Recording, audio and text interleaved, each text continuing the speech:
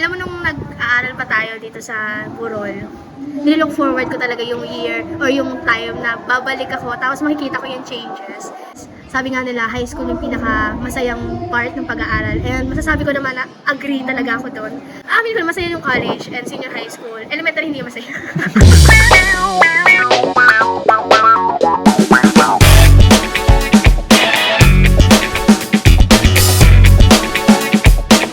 Hi guys! This is Karina Tasaluna at nandito tayo ngayon sa Bacoor National High School, Molino, Maine. At kung saan ngayong araw ay magkakaroon tayo ng mini campus tour dito sa ating campus. At syempre, nakagraduate ako dito year 2017. Ngayon, 2024 na. Tingnan natin kung anong changes, development, improvement na naganap within the years sa ating campus. So, let's go! Ay, kasama ko pala guys si Enric, ang aking best friend for how many years? Hindi na binilang. 10? 11? Kiss! Unang-una, hindi ko malilimutan itong Potable Refilling Station kasi dito yung part na sa lahat ng gutom na nararamdaman namin, isang inom mo lang dito, okay na. Kasi mga wala kaming pera nun.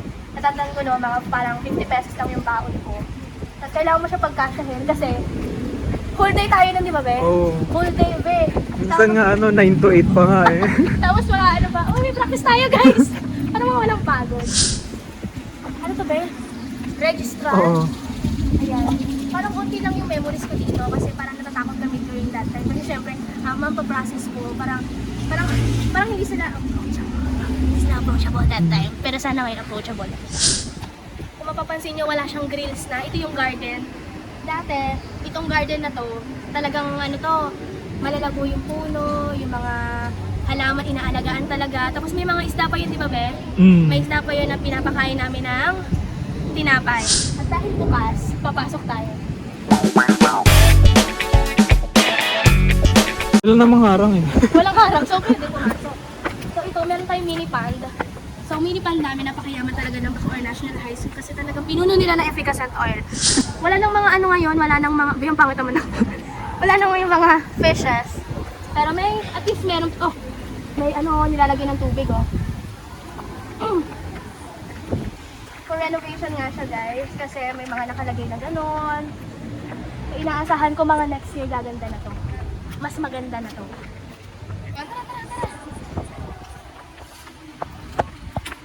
During our time, tinatawag namin tong science building. Kasi dito yung aming bio laboratory. Ito, ano tawag dito, Be? Physics lab? Physics laboratory. Tapos dito, sa may number 4 na may room, yun yung una naming room. SSC A, grade 7, grade 7 SSC B, tapos dito ay grade 4th year. 4th year SSC. Pinaka hindi namin malilimutan na room, itong biolab. Pero sa kasamaang palad, under renovation siya guys. Ayan. Pinamalisan at pinupinturahan pa siya. Pero during our time talaga namang bilang isang special science class student, lagi kami nandito, naghihiwa ng carrots. Diba? Naghihiwa ng palaka. Physics laboratory. Under renovation din siya. Kung makipapansin natin napaka malikabok. You know, pag tinutok mo dito yung camera, feeling mo may matututukan kang multo dyan sa loob. Yeah, dito kami experiment. Kahit hindi naman for experiment yung puso ko that time. Kailangan mong pumasa. And anong subject ni Sir Nathan? Chemistry. Chemistry! Diyos ko, chemistry. Isa yung bangungot. Okay, so dito tayo sa parang pagpasok mo dito, parang dito ka agad mahahawi, magagawa yung mata mo kasi ang kulay niya, tapos napakalaki niya. Hindi ko alam kung Chavez Building pa rin yung pangalan niya. Chavez pa rin, no? Chavez Building. Wala namang, hindi kami nag-room dito, pero parang ang memorable sa akin itong building na to kasi kaming dalawa ni Galano, no, best friend ko, ang dami namin naging crush sa building na to. So, lagi kami papansin, wala kami. At nakakatuwa. Kanina pa, ang dami ko lang nakikita mga basurahan, tapos ang mga basurahan nila ay bago. Dati kasi yung mga basurahan namin, hindi mo siya mahawakan. Kasi pag nahawakan mo siya, kasali ka na sa germ. Ngayon, ang babago na. Ang ganda, guys. Ang ganda. Tingnan nyo. Guys, ganito ba sa school nyo? Wala. So guys, nandito tayo sa likod ng aming canteen. Diyos ko, sobrang naging book. At gusto ko itong mga tables na ito kasi wala ko dito noon. And makita mo yung bed. Kita yun? Kasi Kasi dati ano lang to eh, normal daanan, tapos maamoy mo yung buto ng canteen. Pero ngayon talagang pinaximize nila bawat spaces ng school. Dapat bawat kanto nito may matututunan ng bata. Every child has the right to be born well. Tingnan mo, every child has the right to be born. Kasi, ano bang timing natin yung theory? Every after lunch? Hindi, umaga yun. O umaga, basta. First subject, di ba? Oo, maglalakad kami dito. Tapos kapag maladaanan namin itong exospan na to, pakita mo yung exospan. Lahat kami gano'n. Kasi kapag hindi ka gumanon, yung kaldereta, kaamoy na ulo mo. Kaya dapat gano'n. Silipin mo nga. Wala Wala. parang clear na room, wala siyang laman. Piling ko magiging opisina ko siya. Tara. Ano ibig sabihin na HA? Home economics. Home economics. Ang home economics pala ako nung high school, di ko alam. Alam mo, gusto ko dito pumasok kasi para siyang hotel, di ba? Tapos sa taas nito, merong kwarto. Naalala ko, nagtupi kami ng mga kumot-kumot. Pero gusto ko talaga pumasok dito kasi aircon. Ito ang ating ICT building. Hindi na natin naanahin. Hindi na tayo papasok doon kasi may mga teacher baka sabihin, sino ba to? Tapos, ito, may harang na siya, be. Papunta to sa... Anong klase natin dito? Kay Ma'am Ma'am Sakdalan. Kay Ma'am Sakdalan. TLE din yun eh. Oh, TLE din Computer. yun. Oo. Naalala mo yung Ano? Yung kamyas. Oo. Dito yun. Wait, ikot tayo sa kabilang way. Kasama ka ba nun? Oo, be. Kasama ko sa pinatayo. Pinakain sa atin yung mga pinulot Tayo natin. magkikwento. Pupunta tayo sa room namin, no? Anong grade tayo nung be? Grade 8 yun. Grade 8 PLE. Ano yun? Naalala ko may Photoshop pa tayo. Oo. Photoshop eh. May kasama pang libro yun eh. Oo, may Photoshop akong libro sa bahay, dalawa. Hindi ko alam kung kanina yung trend. Kaya uwi ko eh. Ito ba yun? Oo. Ito ba yung puno ng kamyas? Dito ba? So, dito tayo ngayon. Kung kanina, ICT building. Ito, ICT room namin. Dito kami. Sa loob nito noon, walang mga chairs. So, kapag nagkaklase kami, naka-Indian seat kami. Tapos, we have there the very historical Kamyas tree. Ito. Alam niyo guys, hindi talaga ako kumakain ng kamyas. Pero during that day, hindi ko alam kung handang-handa si Galano noong araw na yun. Kasi may dala siyang asin. So, hindi ko alam kung pinagplanuhan yung pagkuha namin ng kamyas dito. So, halos lahat kami sa klase. Kumuha ng kamyas. So, pagka-pasok namin sa ICT room, parang nahalata ng teacher namin na may mga kamyas kaming dala. So, nagalit siya, Bi. Nagalit siya. So, pinatayo kaming lahat. Sabi niya, sino yung mga kumuha ng kamyas? E di tumayo kami lahat, halos lahat. Tapos, sabi niya, kainin niyo yan habang nakatayo. Tapos, mas nagalit si ma'am nung nalaman niya may dala pa kaming asin. So, parang inisip niya na planado namin yung pagkuha ng kamyas. So, hindi namin makakalimutan at nandito pa rin pala ang aming kamyas. Sabi, strike building wall. Bago lang to. Wala kami to nito. Dati yung mga di ba? Yung mga room na mababaho yung CR. Naalala mo yun? Oo. Kasi Mga yung one drafting? floor lang, oo. Drafting na students. Ngayon maganda na. Dito naglulong yung mga be? Ay, SSC ngayon. Laboratory. Tapos, meron na tayo. Maraming salamat sa pandemya. At nagkaroon na ganitong klaseng project or national school. Kahit saan ka mag-comment, talagang pwede kang magtugas ng kamay. Like, happy birthday! Lasang tubig. Lasang tubig. Dati walang tubig yung CR. Oo. Hindi ko alam paano nangyari yung mga May event ngayon sa court. Wait, napala. At makikita natin sa court, covered na siya. Dati kasi siya bubong na. At naalala ko din dati, first day of grade 7, ang kantin namin ay nasa gitna ng court. Sobrang nun, pabili po ng RC! Sobrang sisigan ko, parang oh my gosh, ganun ba yung high school? Nagkaka-anuan talaga yung pawis mo, magkakakubay.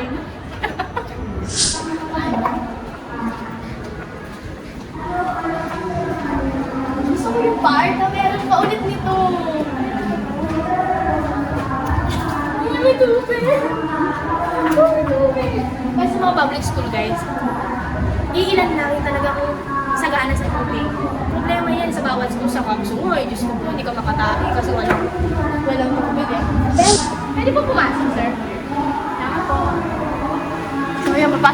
canteen, kahit walang tinda, papasok tayo. So dati, pero nandito pa rin naman. Mga palamig natin. Alam mo dati, yung palamig, hindi ko pa rin mabili yun. Sa sobrang hirap ng buhay. Palamig pa lang hindi ko na mabili.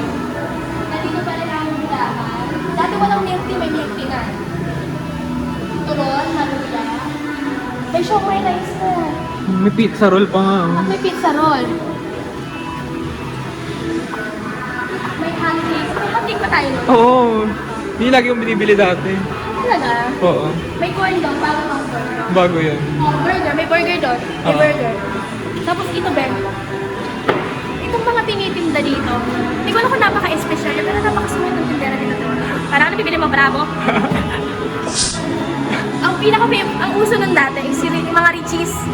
Be, pagpasok mo sa room, dapat wala ka ng ubus na Richies mo kasi mauubos ng buong klase. So, nandito ngayon tayo sa bilihan ng mga ulam. Dati, bumibili ako, favorite ulam ko dito, humba. Alam mo yung humba? Yung matamis na something. O kaya, kalahating gulay, tapos isang sabaw. Busog na kami doon kasi nagtitipid na. And now, nandito tayo sa pinaka-hindi namin malilimutan. Sa pinaka-hindi malilimutan. Sa pinaka-malilimutan lahat. Nandito tayo ngayon sa Mahogany Building. Na kung saan, may mahogany tree ba dito? Kasi ang alam ko may mangga tree lang dito eh. Oo. Mahogany Building pero walang mahogany.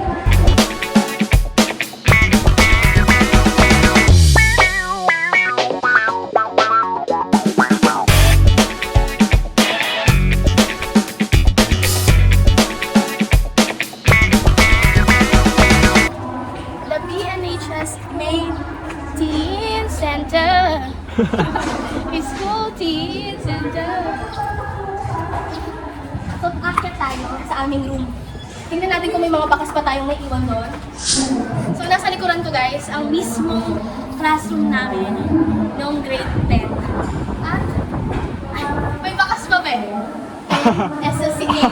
Nandiyan pa. Alam niyo kung sino nagdikit ang double-sided tape, mga queen stain, perdigon. May mga marko pa kayo dito guys. Ayun na siya. Sa akin ba yun? Oo. Nandito pa guys, zoom mo. Nandito pa yung bookshelf na pinagawa ng PTA kung magkano man ang bagay dyan. Sulit naman. Kasi hanggang ngayon nandito pa siya. Nandito pa rin yung NSCA.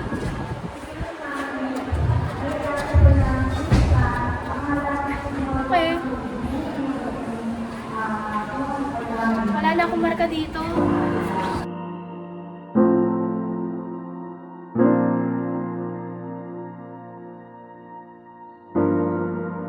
Dito kami unang nangarap. Pero bago mangarap, naglaro muna kami. At nandito yung SCCB. Sa kung saan, nandito yung mga crush na. Uy! Ang ganda ah. Bakit ang ganda ng... Ano dito? Upuan. This is unfair, guys. Bakit ang ganda?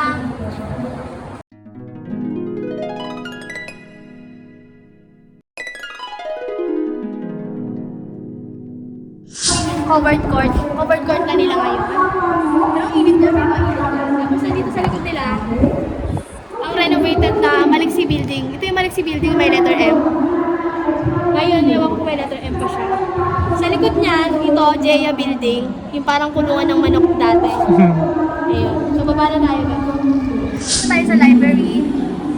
Wala akong naalalang moment sa library na nanghiram kami ng libro. Ewan ko. Wala akong memory dito. Ikaw may memories ka dito? Wala. Hindi ko sabi mag-library niyo. Tapos sa underground room to eh.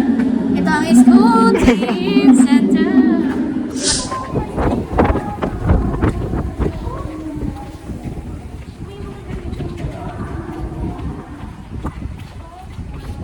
Sarap tumambay dito, babe. Kung ngayon lang kami nag-high school. Siguro dito kami kakain ni Galano ng Richies. Ako magtatago. Tapos, dyan kami nag-M-top din. Dito rin kami. Dyan sa Dito yung entrance exam. Yan yung entrance exam. Sa entrance exam, guys, kwento ko lang, dito. Sa entrance exam ng SSC, dahil hindi ako nag-prepare noon, wala ipinasuggest ko na lang talaga. Actually, sa totoo lang, Sa lahat ng entrance exam na nasa bakan mo, hindi ako nagre-review. So, si Lord na ang bahala kung will niyang mapasok ako sa ganitong organisasyon, sa ganitong section. So, kahit hindi ako nag-review dito, nakapasa pa rin talaga ako. Siguro talagang nakatadhana na makilala ko yung mga classmates ko. At hanggang ngayon, nasa puso at isipan ko sila. Ganito kami nung grade 8.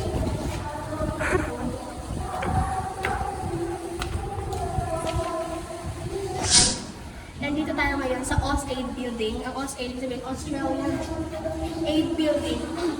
Nalala ko doon, sa ibang building kami nakaroon. Tapos dahil may bagong building sa school, siyempre sa amin pinagamit for SEC. And sa room na to, hindi ko makakalimutan na yung nag-dissect kami ng palaka, may natapon na formalin. Natapon yung formalin din, nag-suspend ng klase. Dapat ganoon. Kung gusto nyo, kung ayaw nyo pumasa, magtapon na yung formalin. Sa room na to, napakadaming memories, talaga. Sa ngayon, luma na siya. Mga 2014 sa atin to, no? Oo. Luma na. 10 years. 9 years after Australian Aid, pasensya na. Hindi na inaalagaan. Hindi na masyadong nag-room dito. Once tayo nag-room dito, di ba? Nagkung ba tayo dito? Nag-room tayo dito sa Abayawan. Di ba? Hindi ko maalala. Nag-room kami Abayawan. Tapos nandito tayo ngayon sa dati naming opisina ng aming publication, ang Reflection. Ang office namin napakaliit, nasa ilalim lang ng hagdan. Pero talagang dito nagmula ang mga kampiyon. Kampiyon na kung saan. Ito ako ngayon. Kung ano ako ngayon dahil dito yung sa napakaliit na room na to. Dati, dito pa lang sa room number 4, amoy mo na yung CR. Pero ngayon, hindi ko pa amoy. First of all, meron siyang basurahan. Hindi ko pa siya nakaamoy. Papasok ba ako? Uy, panis ka sa ano namin. Ay, guys, dito tumae si Gala, ano. Nung grade 7 kami, binibag mo siya ng mga close-up sa akin. Dito tumae si Gala, ano. Sobrang tagal na dito, mga isang oras kami. Yung pala kailangan lang niya ng sabon. Tapos binigyan namin ng sabon, ano, safeguard, surf na powder na pink. Tapos yun, paglabas niya Yung gaspang na. oh, wala kami, nagpapanik na pong klase doon, di ba? Tumae na siya, kalang namatay na siya sa buhok. Alam mo, nung nag-aaral pa tayo dito sa Burol, nilook forward ko talaga yung year or yung time na babalik ako, tapos makikita ko yung changes. And nakakatuwa na napakalaki ng changes ngayon. Sa high school yung pinaka-masayang part ng pag-aaral. And masasabi ko naman na agree talaga ako doon. Kasi kahit amin ko na masaya yung college and senior high school, elementary hindi masaya. Pero iba talaga yung saya sa junior high school. Dito kayo magta-transition mula sa batang walang muwang na todo laro patungo sa isang mas matured na estudyante. Kasi yung feeling ko nag-mature ako grade 9 eh. Kasi tinigil na namin yung paglalaro. Kasi grade 8 talaga laro kami ng laro. Pero talaga grade 9, ay seryoso pala ang buhay. Kailangan pala natin magkaroon ng magandang grades for senior high school. And ayun, sana pagbalik ko dito may anak na ako. Bumalik next year. Ayun, sana, magkaroon tayo ng reunion. Yung mabubuo yung buong klase sa SCCA. Kasi talagang iba yung memory niya sa utak ko eh. Hindi ko siya makakalimutan. Feeling ko pag nagkaanak ko, ikakwento ko pa rin siya sa mga anak ko. Tapos feeling ko dito ko rin siya pag-aaralin. Pero sana tama na yung pagtatayo ng building. Tama na, sobrang dami na. Tapos, klase namin noon, whole day siya eh. Whole day, mula umaga hanggang ating gabi. Kasi talaga, di ba, gaya nga na pagkwentuhan natin kanina, pag high school student ka talaga energy mo to the highest level eh. Tapos college, gusto mo lang matulog. Tapos ngayon, trabaho na. Iba na talaga yung environment. Sa mga high school students dyan, enjoyin nyo, pero huwag kayong maglakmat siya, guys. As much as possible, kung kaya nyo matutunan yung thesis, yung research ng high school, matutunan nyo na. Kasi kayo rin mahihirapan sa college eh. Tulungan nyo yung sarili nyo, para rin naman sa future. And pahalagahan nyo yung mga classmates nyo, pahalagahan nyo yung mga teachers nyo, kasi malaki silang ambag sa kung anong magiging klaseng tao ka sa future.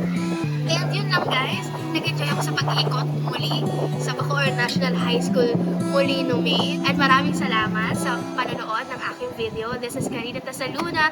Maraming salamat at magandang araw.